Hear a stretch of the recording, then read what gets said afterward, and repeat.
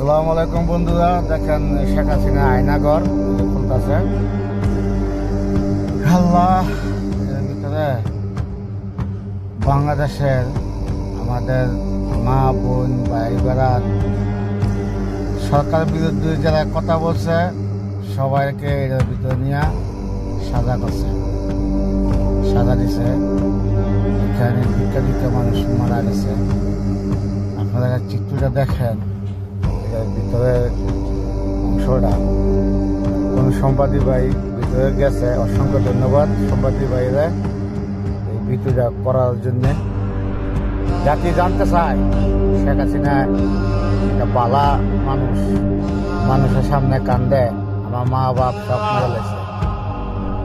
এর ভিতরে দেখেন কত বড় জালিম হইলে এই কাজ করতে পারে। এই যে বাংলাদেশের মানুষ এই যে আয়নাঘরের Likey